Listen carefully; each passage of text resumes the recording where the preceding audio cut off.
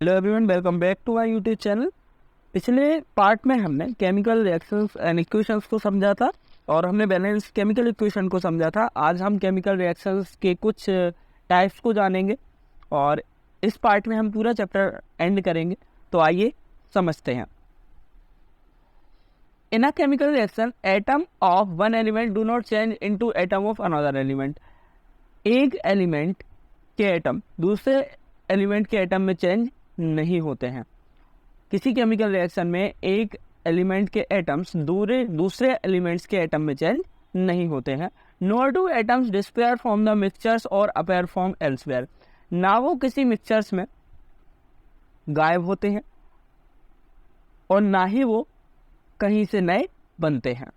Chemical reaction involve breaking making of bond between atoms. Chemical reaction में क्या क्या चीज़ें इन्वॉल्व होती हैं? तो बॉन्ड्स का ब्रेक होना और उनका बनना, टूटना और बनना, दोनों चीज़ें इन्वॉल्व होती हैं किसी भी केमिकल रिएक्शन में। आगे हमें जो जानना है वो है type of reaction of chemical equation, कि केमिकल जो रिएक्शंस हैं वो कितने टाइप की होती हैं। तो वो होती हैं, पहली होती है आपकी कॉम्बिनेशन रिएक्शन। नाम से ही समझ में आ रहा है कोई चीज़ कंबाइन होगी, आगे हम जानेंगे, इसको पूरा एक्सप्लेन करेंगे। दूसरा जो टाइप है वो टाइप है decomposition reaction, third displacement reaction and fourth double displacement reaction and 5 oxidation and reduction. तो इन 5 टाइप्स को हम पढ़ेंगे एक एक करके, बिल्कुल विथ एग्जांपल्स हम बिल्कुल उनको समझेंगे आगे। तो आइए स्टार्ट करते हैं पहले एक टाइप से, कॉम्बिनेशन रिएक्शन से। तो these are reaction in which product is form by combining 2 और मोर रिएक्टेंट्स। जब कंबाइन करके 2 या 2 से ज़्यादा रिएक्टेंट्स कंबाइन करके क्या बनाते हैं, एक प्रोडक्ट बनाते हैं, तो उसे क्या कहा जाता है? कॉम्बिनेशन रिएक्शन कहा जाता है। जब 2 या 2 से ज़्यादा अधिक रिएक्टेंट्स मिलकर कंबाइन होकर क्या बनाते हैं? एक नया प्रोडक्ट बनाते हैं, तो उसे कहा जाता है कॉम्बिनेशन रिएक्शन। तो आइए एक एग्जांपल समझते हैं। हम कैल्शियम ऑक्साइड, जैसे हम क्विकलाइम के नाम से जानते हैं, हम उसमें डालते हैं थोड़ा सा पानी। क्या डालते हैं? थोड़ा सा पानी डालते हैं। आप थोड़ी देर बाद नोटिस करेंगे कि जो बीकर है, जो आपने बीकर लिया हुआ है वो गर्म हो गया है। क्या हो गया है? वो गर्म हो गया है। कैल्शियम ऑक्साइड ने पानी के साथ रिएक्ट करके स्लेक्ट लाइम बनाया है, जिसे हम कैल्शियम हाइड्रोक्साइड कहेंगे। क्या बनाया है? कैल्शियम हाइड्रोक्साइड बनाया है। अब यहाँ पर हमें क्या बात समझ में आई? हमें यहाँ पर ये समझ में आया कि क्विकलाइम और पानी, वाटर, दोनों ने मिलकर एक ही प्रोडक्ट बनाया है, जो कि क्या था? कैल्शियम हाइड्रोक्साइड था। तो 2 रिएक्टेंट्स थे जिसने क्या बनाया? एक प्रोडक्ट बनाया और साथ में क्या निकली? हीट निकली। तो ये जो प्रोसेस है, ये जो रिएक्शन है, केमिकल प्रोसेस है, ये किस नाम से जानी जाती है? कॉम्बिनेशन रिएक्शन के नाम से जानी जाती है। बड़ा सिंपल सी डेफिनेशंस है कि जब 2 या 2 से ज़्यादा रिएक्टर्स मिलकर क्या बनाते हैं? एक प्रोडक्ट बनाते हैं, तो वो उसे क्या कहा जाता है? कॉम्बिनेशन रिएक्शन कहा जाता है। कुछ और एग्जाम्पल समझते हैं। Slaked lime solution use for the white washing. Slaked lime का यूज कहाँ किया जाता है? इसका वाइट वॉशिंग करने के लिए किया जाता है। आपको पता होगा, दीवार की पुट्टी वगैरह के लिए इसका यूज किया जाता है। ये समय के साथ कार्बन डाइऑक्साइड के साथ मिलकर एक शाइनी सरफेस बनाती है, जो हमें हमारी वॉल पर दिखाई देती है।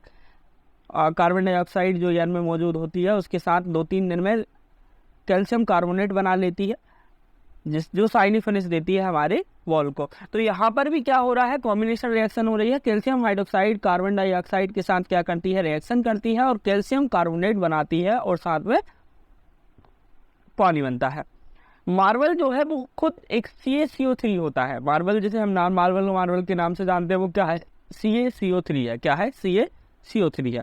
आइए थोड़ा सा और आगे जानते हैं अदर एग्जाम्पल कॉम्बिनेशन रिएक्शन के। कुछ और एग्जाम्पल समझते हैं कॉम्बिनेशन रिएक्शन के। जैसे एक एग्जाम्पल है बर्निंग ऑफ कॉल। कौन सा एग्जाम्पल है? बर्निंग ऑफ कॉल का एक एग्जाम्पल है कि कार्बन प्लस कार्बन का रिएक्शन जब किया जाता है ऑक्सीजन के साथ, तो क्या बनता है? कार्बन डाइऑक्साइड बनता है। सेम वही है कि क्या हो रहा है यहाँ पर? कार्बन एक रिएक्टेंट्स, ऑक्सीजन दूसरा रिएक्टेंट्स क्या बना रहा है? एक प्रोडक्ट बना रहा है, मतलब कंबाइन हो रहा है, कॉम्बिनेशन रिएक्शन है। उसके बाद हमारा दूसरा एग्जाम्पल है formation of water from H2NO2। Hydrogen और ऑक्सीजन के साथ मिलकर क्या बन रहा है? पानी बन रहा है। तो यहाँ पर 2 रिएक्टेंट्स हैं, एक हाइड्रोजन और एक ऑक्सीजन, दोनों मिलकर क्या बना रहे हैं? पानी बना रहे हैं, वाटर बना रहे हैं। तो ये जो वाटर बन रहा है वो एक प्रोडक्ट बन रहा है। तो ये कौन सी रिएक्शन है? कॉम्बिनेशन रिएक्शन है। आइए आगे जानते हैं थोड़ा सा। Reaction in which heat is release along with formation of product are called exothermic chemical reaction. Combination reaction के दौरान अगर हीट रिलीज होती है, किसी प्रोडक्ट के बनने पर हीट रिलीज होती है, तो वो क्या कहलाती है? एक्सोथर्मिक केमिकल रिएक्शन कहलाती है। क्या कहलाती है? एक्सोथर्मिक केमिकल रिएक्शन कहलाती है। एक और नई केमिकल रिएक्शन हमने जानी कि reaction in which heat release along with formation of product के फॉर्मेशन के दौरान अगर हीट रिलीज होती है तो उसे क्या कहते हैं हम? एक्सोथर्मिक केमिकल रिएक्शन कहते हैं। क्या कहते हैं? एक्सोथर्मिक केमिकल रिएक्शन कहते हैं। तो आइए जानेंगे आगे कि कौन कौन से एग्जाम्पल होते हैं एक्सोथर्मिक रिएक्शन के। Burning of natural gas, natural gas को जब जलाया जाता है तो क्या रिलीज होती है? हीट रिलीज होती है। तो ये किसका एग्जाम्पल है? एक्सोथर्मिक का एग्जाम्पल है। रेस्पिरेशन, हमारा सांस लेना, C6H12O6 + 6O2 gives 6CO2 + 6H2 + energy. Energy जो है वो क्या है? हीट है। जब भी हम सांस लेते हैं और छोड़ते हैं तो आप देखेंगे गर्म हवा निकलती है, तो वो कौन सी रिएक्शन होती है? एक्सोथर्मिक रिएक्शन होती है। तीसरा एग्जाम्पल है decomposition of vegetables matter into compost. जब भी कोई वेजिटेबल्स होते हैं ये डिकम्पोज होते हैं, जब भी कौन सी रिएक्शन होती है? एक्सोथर्मिक रिएक्शन होती है। Burning magnesium to form magnesium oxide, जब भी मैग्नीशियम को जलाया जाता है और मैग्नीशियम ऑक्साइड बनती है तो हीट रिलीज होती है, जो कि कौन सी रिएक्शन होती है? एक्सोथर्मिक रिएक्शन होती है। आइए आगे जानते हैं थोड़े से और। हमारा दूसरा टाइप है decomposition reaction. These are the reaction in which single reactants break down to gives simpler products.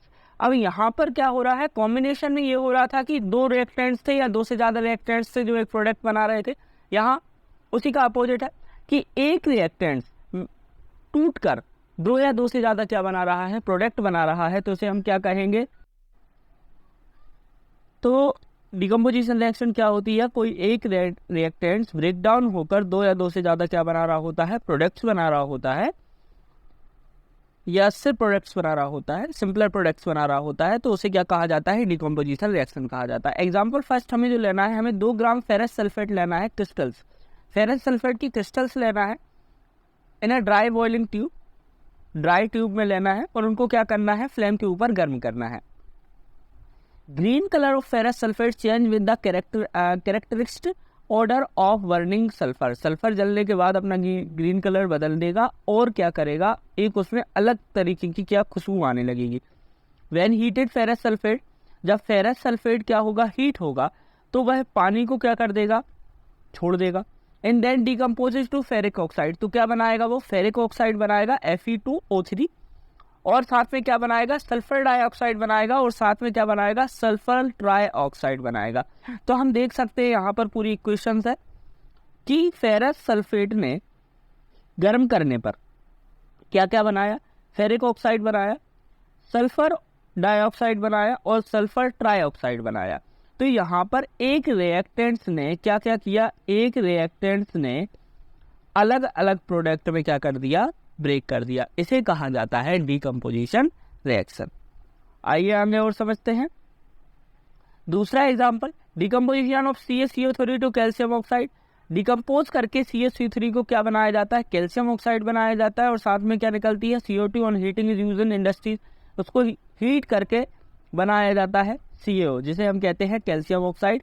ये इसका यूज बहुत जगह होता है, जैसे मैन्युफैक्चरिंग ऑफ सीमेंट में बनाने में इसका यूज किया जाता है। When a decomposition reaction is carried out by heating, it is called thermal decomposition. जब भी कोई डिकम्पोजिशन रिएक्शन हीट के दौरान होती है तो उसे थर्मल डिकम्पोजिशन रिएक्शन कहा जाता है। मैं एक बार फिर से रिपीट करके आपको बता रहा हूँ कि जब भी कोई डिकम्पोजिशन रिएक्शन हीट के दौरान होती है तो उसे क्या कहा जाता है? Decomposition reaction, thermal decomposition reaction कहा जाता है। क्या कहा जाता है? उसे थर्मल डिकम्पोजिशन रिएक्शन कहा जाता है। जैसे एक एग्जांपल है लाइमस्टोन का। लाइमस्टोन लिया हमने, उसको गर्म किया तो वो किस में बदल गया? क्विक लाइम में बदल गया, और साथ में कार्बन डाइऑक्साइड गैस निकली। तो यहाँ पर ये जो अभी जो रिएक्शन हमने पढ़ी है जो हीट के दौरान हुई है, तो ये कौन सा किसका एग्जाम्पल है? ये एग्जाम्पल है थर्मल डिकम्पोजिशन रिएक्शन का। तो आइए आगे जानते हैं कुछ और एग्जाम्पल किसके? डिकम्पोजिशन रिएक्शन के, थर्मल डिकम्पोजिशन रिएक्शन के कुछ एग्जाम्पल जानते हैं। तो हमें क्या करना है? लीड नाइट्रेट लेना है 2 gram lead nitrate powder in a boiling tube, एक बॉइलिंग ट्यूब में हमको ले लेना है। Hold the boiling tube and heat over a flame, हमें उसे गर्म करना है। Brown flame nitrogen oxide are emitted, तो क्या निकलेगी, नाइट्रोजन डाइऑक्साइड निकलेगी। ठीक है, तो यहाँ पर हम देख सकते हैं लीड नाइट्रेट को गर्म किया गया तो क्या बना, लीड ऑक्साइड बना, साथ में क्या निकली, नाइट्रोजन डाइऑक्साइड निकली, और साथ में क्या निकली, ऑक्सीजन निकली। तो यहाँ पर एक रिएक्टेंट्स ने मिलकर क्या बनाया, अलग अलग क्या बनाए, प्रोडक्ट बनाए। तो इन्हें क्या कहा जाता है, यह है डिकम्पोजिशन रिएक्शन। ये किसके दौरान हो रही है, हीट के दौरान, तो इसे क्या कहा जाएगा, इसे कहा जाएगा थर्मल डिकम्पोजिशन। क्या कहा जाएगा, थर्मल डिकम्पोजिशन। आइए आगे और समझते हैं, दूसरा एग्जाम्पल लेते हैं। अब क्या करना है, अदर एग्जाम्पल लेते हैं। ये एग्जाम्पल है, इसमें हमें क्या करना है, at the base of plastic mug, हमें एक प्लास्टिक का मग लेना है। Drill 2 holes and fit rubber stoppers, हमको इसमें 2 होल कर देना है और उसमें रबर लगा देनी है। ये पूरी एक्टिविटी है। Insert carbon electrodes in rubber stoppers, connect electrodes to 6 volt battery, हमें इसमें कार्बन इलेक्ट्रोड्स लेने हैं और उनमें 6 वोल्ट की बैटरी से इन दोनों को क्या कर देना है, कनेक्ट कर देना है, और उस मग को पानी से भर देना है इतना कि इलेक्ट्रोड्स जो है वो क्या हो जाए, इमर्ज हो जाए, डूब जाए। Add few drops of dilute H2SO4 to the water, कुछ पानी में कुछ बूंदें इसकी डिल्यूट H2SO4 की हमको डाल देना है। Take 2 test tube fill with water and invert them over the electrode, switch on the current, हमें अब करंट को क्या कर देना है, ऑन कर देना है। तो आप नोटिस करेंगे कि bubbles are form at electrodes by displacing water in test tube, test tube के ऊपर से बबल्स बनना स्टार्ट होंगे। क्या होंगे, बबल्स फॉर्म होना आपको इलेक्ट्रोड्स के ऊपर दिखाई देंगे। ये क्या हो रहा है, ये एक्चुअल में इलेक्ट्रोलाइसिस ऑफ वाटर हो रहा है, मतलब ये पानी को तोड़ रहा है। जो आपका H2O है उसको हाइड्रोजन में और ऑक्सीजन में क्या कर रहा है, तोड़ रहा है। तो ये हीट के दौरान हो रही है, क्योंकि बैटरी किसका काम कर रही है, हीट देने का काम कर रही है। तो ये कौन सी हो जाएगी, आपकी थर्मल डिकम्पोजिशन रिएक्शन हो जाएगी। कौन सी हो जाएगी, थर्मल डिकम्पोजिशन रिएक्शन। कुछ और एग्जाम्पल समझते हैं। अब यहाँ पर उन्होंने और बताया है कि एट कैथोड नेगेटिव इलेक्ट्रोड है, हाइड्रोजन गैस कलेक्टेड, जो नेगेटिव है उस पर कौन सी गैस कलेक्टेड हो रही है, हाइड्रोजन कलेक्ट हो रही है, और जो एनोड है उस पर क्या हो रही है, एनोड जो है पॉजिटिव इलेक्ट्रोड है, उस पर ऑक्सीजन कलेक्टेड हो रही है। तो एक बार और आपको बेहतरीन तरीके से समझा देता हूँ कि जो आपका कैथोड है, कैथोड पर हाइड्रोजन गैस कलेक्टेड हो रही है, और जो एनोड है पॉजिटिव इलेक्ट्रोड है उस पर ऑक्सीजन गैस क्या हो रही है, कलेक्ट हो रही है। तो वही हुआ इलेक्ट्रोलाइसिस ऑफ वाटर हुआ कि जो आपका पानी था, पूरा वाटर था, वो टूट गया है 2 हिस्सों में, किसमें, 2 अलग अलग हाइड्रोजन और ऑक्सीजन में। At cathode double amount of gas collected as compare to anode, because during the breaking down of water 2 hydrogen molecules release with 1 oxygen molecules. अब वो कह रहे हैं कि कैथोड जो है वो डबल अमाउंट ऑफ गैस को कलेक्ट कर रहा है। क्यों कर रहा है, because during the break down of water के टूटने के दौरान जो डबल हाइड्रोजन मॉलिक्यूल्स हैं वो रिलीज कर रहे हैं विथ 1 ऑक्सीजन मॉलिक्यूल्स, मतलब 2 जो है 2 मॉलिक्यूल्स किसके रिलीज हो रहे हैं, हाइड्रोजन के, और 1 किसका हो रहा है, ऑक्सीजन का। ठीक है, तो इसलिए जो कैथोड पर है वो डबल अमाउंट पर क्या हो रहा है, गैस जो है कलेक्टेड हो रही है। When we bring a burning candle to the gas at cathode, it's burning immediately, but gas at anode does not burn. वो कह रहे हैं कि कैथोड पर जब आप किसी कैंडल को जलाते हैं तो तुरंत जल जाती है, but gas at anode does not burn, but anode पर वो जलती नहीं है। तीसरा एग्जाम्पल समझते हैं। आपको 2 ग्राम सिल्वर क्लोराइड एक चाइना डिश में ले लेना है। Place this sunlight from some time it white colour turns grey, तो आप देखेंगे कि सिल्वर क्लोराइड का धूप की वजह से, सनलाइट की वजह से क्या चेंज हो जाएगा, कलर चेंज हो जाएगा, और किस में बदल जाएगी, ग्रे कलर में। This due to the decomposition of silver chloride into silver and chlorine by light.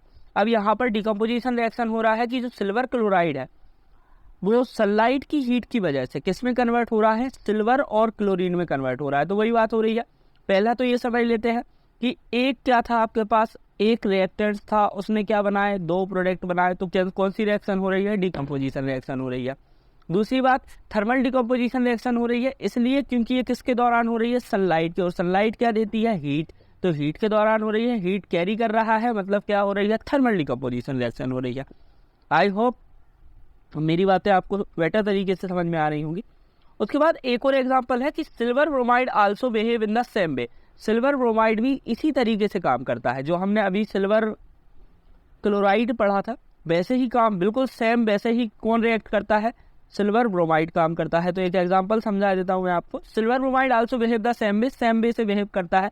Silver bromide को जब सनलाइट में रखा जाता है तो सिल्वर अलग हो जाता है, ब्रोमाइड अलग हो जाता है। डिकम्पोजिशन रिएक्शन होती है। Decomposition reaction of silver chloride and silver bromide are use in black and white photography. इसका यूज कहाँ पर किया जाता है? सिल्वर ब्रोमाइड का यूज किया जाता था वाइट ब्लैक, जो ब्लैक एंड व्हाइट फोटोग्राफी है उसमें इसका यूज किया जाता था। उसके बाद आता है डिकम्पोजिशन रिएक्शन के कुछ और example. Decomposition reaction need energy, heat, light और electricity to break down the reactors. Decomposition reaction को एनर्जी की जरूरत पड़ती है, जैसे heat, light, electricity break down to the reactants. Reactants को ब्रेक डाउन करने के लिए उसे हीट, लाइट और इलेक्ट्रिसिटी की जरूरत पड़ती है। Reaction in which energy is absorb are called endothermic reaction. Reaction in which energy is absorb are called, जब भी रिएक्शन के दौरान एनर्जी एब्जॉर्ब हो रही होती है तो उसे क्या कहा जाता है? एंडोथर्मिक रिएक्शन कहा जाता है। एक बार और रिपीट करूंगा कि रिएक्शन के दौरान अगर एनर्जी एब्जॉर्ब हो रही हो तो उसे क्या कहा जाता है? एंडोथर्मिक रिएक्शन कहा जाता है। अब हम एंडोथर्मिक रिएक्शन को समझने के लिए फिर से एक एग्जांपल समझते हैं। हमको 2 ग्राम बेरियम हाइड्रोक्साइड एक टेस्ट ट्यूब में लेना है और 1 ग्राम अमोनियम क्लोराइड को लेना है और दोनों को मिक्स करना है। जब हम दोनों को मिक्स करेंगे तो वो क्या बनाएगा? BaCl2 + NH4OH बनाएगा। It is an endothermic reaction because ये एक एंडोथर्मिक रिएक्शन होती है। क्यों होती है? It absorb heat from environment so bottom of the test tube become cool. इसने जो एनवायरमेंट में जो हीट थी उसको क्या कर लिया है? एब्जॉर्ब कर लिया है, और जो टेस्ट ट्यूब का जो बॉटम एरिया था, नीचे वाला जो एरिया था, वो क्या हो गया है? ठंडा हो गया है। तो हमने अभी पढ़ा था कि जब भी एनर्जी को क्या किया जाता है? एब्जॉर्ब किया जाता है। किसी भी रिएक्शन के अंदर अगर एनर्जी एब्जॉर्ब होती है तो उसे क्या कहा जाता है? एंडोथर्मिक रिएक्शन कहा जाता है। आइए आगे और समझते हैं। तीसरा टाइप जो हमारा है रिएक्शंस का, उसे कहा जाता है डिस्प्लेसमेंट रिएक्शन। पहला टाइप हमने पढ़ा था कॉम्बिनेशन, दूसरा हमने पढ़ा था डिकम्पोजिशन, और तीसरा हमारा जो टाइप है वो है डिस्प्लेसमेंट रिएक्शन। अब डिस्प्लेसमेंट समझ में आ रहा होगा, डिस्प्लेस करना कुछ। These are the reaction in which more reactive element displace are less reactive elements from its compound. किसी भी कंपाउंड में जो ज़्यादा मोर रिएक्टिव एलिमेंट्स होते हैं वो डिस्प्लेस कर देते हैं लेस रिएक्टिव एलिमेंट्स को। किसको रिप्लेस कर देते हैं? लेस रिएक्टिव एलिमेंट्स को डिस्प्लेस करते हैं, जिसे हम किस नाम से जानते हैं? डिस्प्लेसमेंट रिएक्शन के नाम से जानते हैं। Example, reaction between copper sulphate and iron. अब हमें फिर एक एग्जाम्पल लेना है जिसमें हम रिएक्शन कराने वाले हैं कॉपर सल्फेट का और आयरन का। आइए कराते हैं। हमको 3 iron nails clean by the rubbing with the sand paper. हमको सैंड पेपर से रब करके उनको ले लेना है। Take 2 test tube A and B, हमको 2 टेस्ट ट्यूब लेनी है, ठीक है। Add 10 ml copper sulphate CuSO4 solution in each test tube. हमें दोनों में क्या ले लेना है? 10 ml कॉपर सल्फेट ले लेना है। Immerse 2 iron nail in the copper sulphate test tube, we keep 1 iron nail aside of comparison. अब एक को हमको अलग रख देना है क्योंकि हमने 3 ली थी, एक को अलग रख देना है और एक दोनों को उसमें डिप कर देना है। अब आगे क्या होगा कि हम नोटिस करेंगे कि after 20 minutes it is found that iron nails become brownish in colour. Iron nail के ऊपर एक ब्राउनिश कलर की क्या बन गई है? लेयर बन गई है। Blue colour of CuSO4 solution fade, और जो CuSO4 का जो ब्लू कलर था वो चेंज होकर कैसा? फेड हो गया है, थोड़ा सा फेड हो गया है। This is due to displacement of iron by copper from CuSO4 solution. अब यहाँ पर क्या हुआ है कि कॉपर सल्फेट सॉल्यूशन में डिस्प्लेस होकर ये सारी की सारी जो रिएक्शन हुई है ये ऐसे हुई है। अब ये क्या हुआ? आइए थोड़ा अच्छे से समझते हैं कि हमने आयरन का कॉपर सल्फेट के साथ रिएक्शन करवाया था, तो हमने देखा कि आयरन सल्फेट बन गया है। क्या बन गया है? आयरन सल्फेट बन गया है, और कॉपर क्या हो गया है? अलग हो गया है। तो यहाँ पर डिस्प्लेसमेंट हो गया है किसका? कॉपर सल्फेट में से जो सल्फेट था, आयरन ने सल्फेट को क्या कर लिया है? आयरन ने कॉपर को क्या कर दिया है? डिस्प्लेस कर दिया है। आयरन ने कॉपर को क्या कर दिया है? डिस्प्लेस कर दिया है। हमने भी पढ़ा था कि मोर रिएक्टिव लेस रिएक्टिव को क्या कर देता है? डिस्प्लेस कर देता है, जिसे क्या कहा जाता है? डिस्प्लेसमेंट रिएक्शन कहा जाता है। तो कुछ अदर एग्जांपल समझ लेते हैं। अब यहाँ पर देखते हैं, जिंक और कॉपर सल्फेट का यूज करके देख लेते हैं। जिंक और कॉपर सल्फेट का जब हम दोनों का रिएक्शन कराते हैं तो जिंक सल्फेट बनता है। क्या बनता है? Zinc sulphate. अब जिंक ने किसको डिस्प्लेस कर दिया? कॉपर को क्या कर दिया? डिस्प्लेस कर दिया। इस कॉपर को क्या कर दिया? डिस्प्लेस कर दिया। लेस रिएक्टिव जो था, ये लेस रिएक्टिव था और ये क्या था? मोर रिएक्टिव था। तो मोर रिएक्टिव ने लेस रिएक्टिव को क्या कर दिया? डिस्प्लेस कर दिया। उसके बाद हम बात करते हैं लीड की। लीड और कॉपर क्लोराइड का जब हम क्या कराते हैं? रिएक्शन कराते हैं तो फिर से जो लीड होता है वो क्या करता है? कॉपर को फिर से डिस्प्लेस कर देता है, क्योंकि जो लीड है वो क्या है? मोर रिएक्टिव है। तो जहां पर क्या होता है? मोर रिएक्टिव एलिमेंट्स होते हैं वो लेस रिएक्टिव को क्या कर देते हैं? डिस्प्लेस कर देते हैं, जिसे हम क्या कहते हैं? डिस्प्लेसमेंट रिएक्शन कहते हैं। अब समझिएगा कि zinc and lead are more reactive metals than copper. Zinc और लीड क्या है? मोर रिएक्टिव मेटल्स हैं। किससे? कॉपर से। They displace copper from its compound, इसलिए वो अपने कंपाउंड से कॉपर को क्या कर देते हैं? कॉपर के कंपाउंड से कॉपर को क्या कर देते हैं? डिस्प्लेस कर देते हैं, जिसे हम किस नाम से जानते हैं? डिस्प्लेसमेंट रिएक्शन के नाम से जानते हैं। आइए जानते हैं डबल डिस्प्लेसमेंट रिएक्शन के बारे में। These are the reaction which is turned into exchange of ion between the reactants। अब यहाँ पर एक्सचेंज होता है, होते तो डिस्प्लेस हैं लेकिन कैसा होता है? एक्सचेंज होते हैं, डबल डिस्प्लेसमेंट होता है। डबल टाइम दोनों आपस में क्या कर लेते हैं? एक्सचेंज कर लेते हैं अपने आयंस का, तो इसे कहा जाता है डबल डिस्प्लेसमेंट रिएक्शन। तो आइए समझते हैं। तो डायरेक्ट हम समझते हैं कहाँ से? हम समझते हैं इसकी इक्वेशन से। तो इक्वेशन ध्यान से देखना, आपको बहुत अच्छे तरीके से समझ में आ जाएगा कि यहाँ पर था सोडियम सल्फेट Na2SO4। क्या था? Sodium sulphate Na2SO4। Sodium sulphate था Na2SO4, ध्यान दीजिएगा। और यहाँ था VaCl2 वेरियम क्लोराइड। अब इसने क्या किया है कि इसका Na2SO4 ये बन जाएगा BaSO4 और ये बन जाएगा Na2Cl2। अब इन्होंने अपने आयन आपस में क्या कर लिए हैं? डिस्प्लेस कर लिए हैं और डबल डिस्प्लेसमेंट हो रहा है, डबल टाइम डिस्प्ले। इसे कहा जाता है डबल डिस्प्लेसमेंट रिएक्शन। क्या कहा जाता है? Double displacement reaction. एक बार और समझिएगा, इन्होंने क्या किया? अपने आयंस को आपस में क्या कर लिया? रिप्लेस कर लिया। क्या कर लिया? आपस में रिप्लेस कर लिया। Na2SO4 था तो बन गया BaSO4 और BaCl2 था, ये बन गया 2NaCl। इसे कहा जाता है डबल डिस्प्लेसमेंट रिएक्शन। कुछ और एग्जांपल समझ लेते हैं। तो यहाँ समझ लेते हैं लीड नाइट्रेट और पोटेशियम आयोडाइड, इन दोनों का समझ लेते हैं। तो यहाँ पर भी आप ध्यान से नोटिस कर सकते हैं कि यहाँ पर PaNO3 ट्वाइस 2Kl, मतलब पोटेशियम आयोडाइड और लीड नाइट्रेट।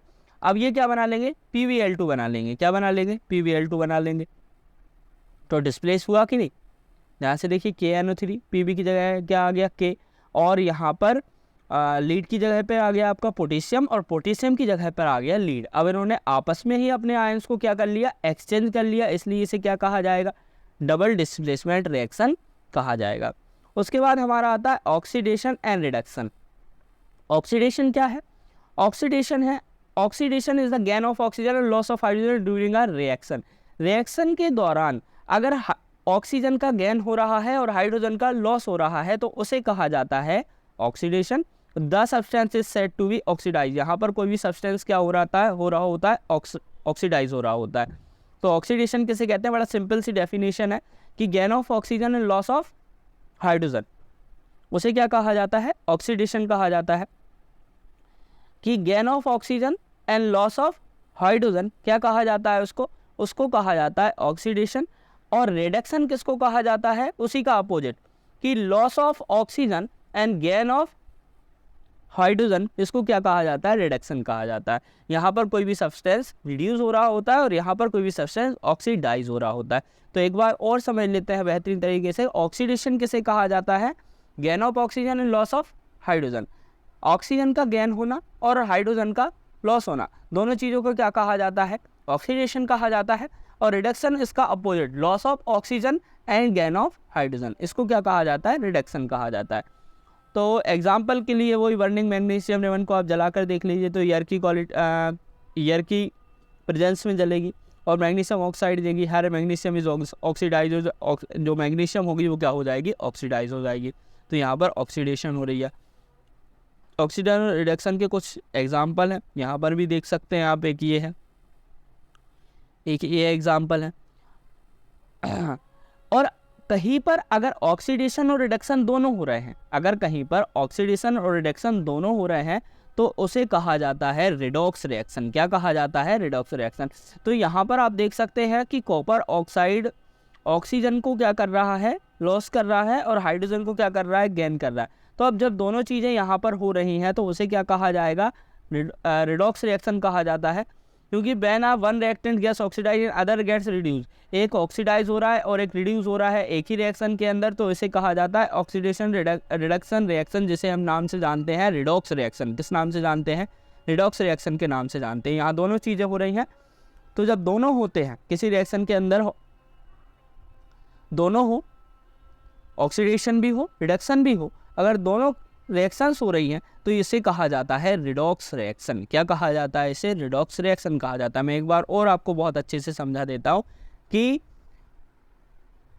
जब किसी रिएक्शन में ऑक्सीडेशन भी हो रही हो, कौन सी रिएक्शन हो रही हो?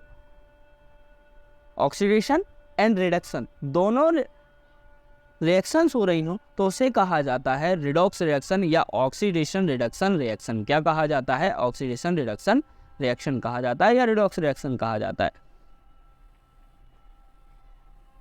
कुछ other example of redox reaction के कुछ एग्जांपल हैं, जैसे कि है carbon is oxidise to CON, ZnO reduce to Zn। ये कुछ एग्जांपल्स हैं, आप देख सकते हैं इनको।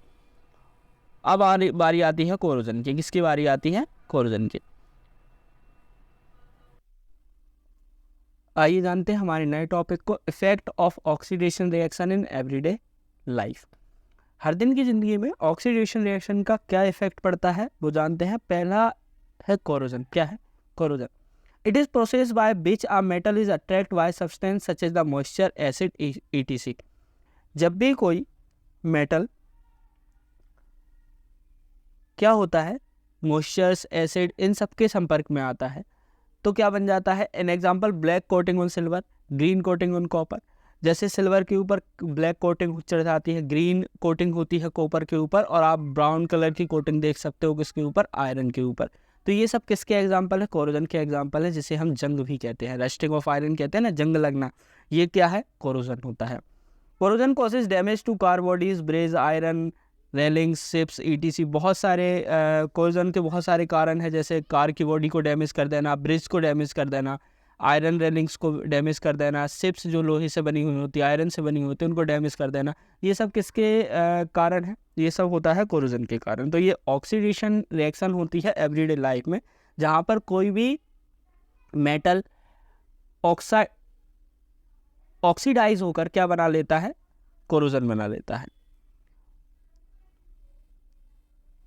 दूसरा इफेक्ट ऑफ ऑक्सीडेशन रिएक्शन का देखने को मिलता है रेंसिडिटी। क्या मिलती है? रेंसिडिटी। कोरोजन आपने समझ लिया, लोहे में जंग लगना, ऐसे कोरोजन हो जाता है। जैसे सिल्वर के ऊपर ब्लैक कोटिंग हो जाना, कॉपर के ऊपर ग्रीन कोटिंग हो जाना, ये सब किसके एग्जाम्पल थे? कोरोजन के एग्जाम्पल थे। अब हमें समझना है रेंसिडिटी के बारे में। रेंसिडिटी भी क्या होता है? ऑक्सीडेशन रिएक्शन होता है। डेली लाइफ में जो इफेक्ट देखने को मिलता है ऑक्सीडेशन का, उसे क्या कहा जाता है? रेंसिडिटी भी होती है। अब रेंसिडिटी क्या है? When fat oils are oxidized, they become rancid and their smell and taste change। आप देखते हैं खाना जब 2 दिन दूसरे दिन रखा रहता है तो वो क्या हो जाता है? ख़राब हो जाता है। वो होता है किसकी वजह से? ऑक्सीडेशन रिएक्शन की वजह से। और ये से हम जानते हैं जिस टॉपिक में, उसे कहते हैं रेंसिडिटी। तो रेंसिडिटी में जब आप देखते हैं कि जो ऑयल है, फैट्स है, ये क्या होते हैं? रेंसिड हो जाते हैं, और इनका जो स्मेल है, जो टेस्ट है, वो चेंज हो जाता है। Oxidation and rancidity can be prevent by. अब इनको कैसे प्रिवेंट किया जा सकता है? तो हमने ये तो समझ लिया कि किस चीज़ को हम रेंसिडिटी कहते हैं। तो जो फैट्स है, ऑयल है, ये क्या हो जाते हैं? ऑक्सीडाइज हो जाते हैं, रेंसिड हो जाते हैं, इनकी स्मेल और टेस्ट क्या हो जाती है? चेंज हो जाती है, खाना खराब होना जिसे हम कहते हैं। अब इनको कैसे बचाया जा सकता है? तो इनको प्रिवेंट किया जा सकता है adding antioxidant substance which prevent oxidation. Oxidation से प्रिवेंट करने वाले एंटीऑक्सीडेंट जिन्हें हम कहते हैं, क्या कहते हैं? एंटीऑक्सीडेंट। जो ऑक्सीडेशन से बचाते हैं उन्हें कहा जाता है एंटीऑक्सीडेंट्स। ऐसे सब्सटेंस को हम किसके अंदर डालते हैं? Food containing fats and oil के अंदर डालते हैं। अब या तो हम उनको कहाँ रख सकते हैं? एयर टाइट कंटेनर में रख सकते हैं, जहाँ पर वो ऑक्सीडाइज ना हो। एयर टाइट कंटेनर के अंदर हम उनको रख सकते हैं। ठीक है। उसके अलावा flashing wax of chips with a gas such as nitrogen, जैसे आप चिप्स वगैरह खाते हैं तो आप देखते हैं उसके अंदर हवा भरी हुई होती है, वो जो एयर होती है वो होती है नाइट्रोजन, और नाइट्रोजन क्या होती है, एंटीऑक्सीडेंट होती है। क्या होती है, एंटीऑक्सीडेंट होती है। ये प्रिवेंट करती है रेंसिडिटी से, खराब होने से बचाती है, लंबे समय तक खराब नहीं होने देती।